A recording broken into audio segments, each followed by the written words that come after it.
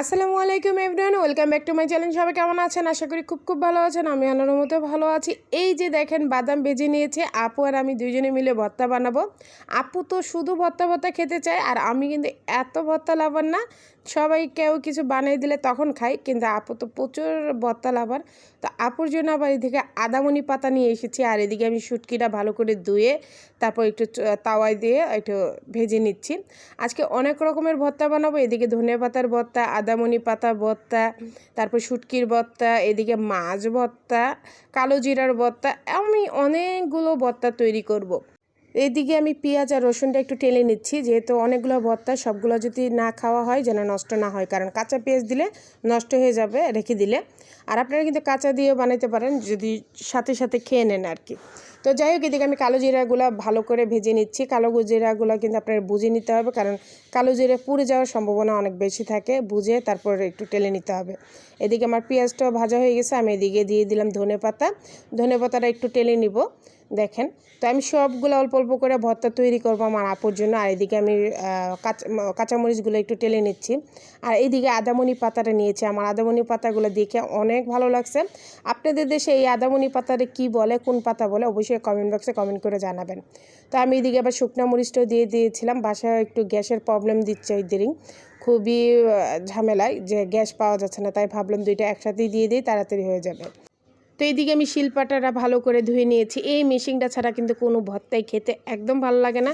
অনেকে ব্লান্ডারে করে, কিন্তু ব্লান্ডারের থেকে এই শিলপাটায় বেটে ভর্তা বানানোর মজাই একটা আলাদা। তো এইদিকে আমি মরিচটা বাটা হয়ে গেছে। প্রথমে আমি শুটকির ভর্তাটা তৈরি করছি। আমি বাঁশপাতা শুটকির ভর্তা বানাচ্ছি। আপনারা কিন্তু চাপা শুটকির ভর্তাটা সেম প্রসেসে করতে পারেন। আর এই ভর্তাটা খেতে এত ভালো লাগে, মাশাআল্লাহ এত ভালো লাগে, মানে আমার মা খালারা এই ভর্তাগুলো বানাতো আর কি, এত ভালো লাগে। আর এরকম আস্তে আস্তে পেঁয়াজগুলো একটু থেতো করে দিতে, যখন ভাত খেতে নেবেন তখন কিন্তু মুখে লেগে যাবে। আর এই দিকে শিলপাটায়, মানে যেহেতু শুটকির ভর্তা করেছি, শিলপাটায় ভাত নিব না, এটা কিন্তু কখনো হয়।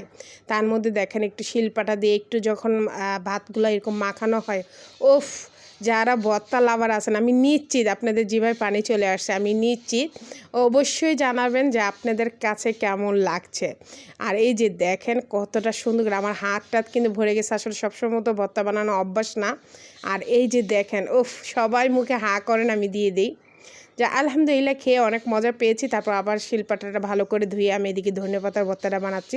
সব ভর্তা দেখানো সম্ভব না, তাই আর বাকিগুলো দেখায় নেই। এইদিকে দেখেন আমি বাদাম ভর্তা করেছি, ধনেপাতার ভর্তা, শুটকির ভর্তা, কালো জিরার ভর্তা, তারপর আদামনি পাতার ভর্তা।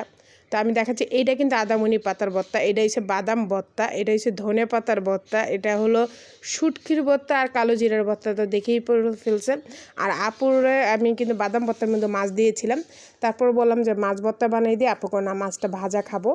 তো যাই হোক, এদিকে আপু খেতে বসলো। আলহামদুলিল্লাহ, আপুকে ভর্তা দিয়ে খাওয়া দেওয়ার পর আপুর যে মুখে একটা হাসি দেখা যায়, আমি ভাই গরুর গোশ মুরগির গোশ দিয়েও ওই হাসিটুকু আপুর কাছে পাইনি।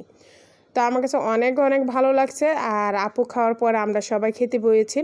আমার বাচ্চা এবং আমার হাজব্যান্ড দুজনেই অসুস্থ, বাইরের জ্বরের মানে জ্বর হয়েছে ওদের। সবাই দোয়া করবেন ওরা যেন তাড়াতাড়ি সুস্থ হয়ে যেতে পারে।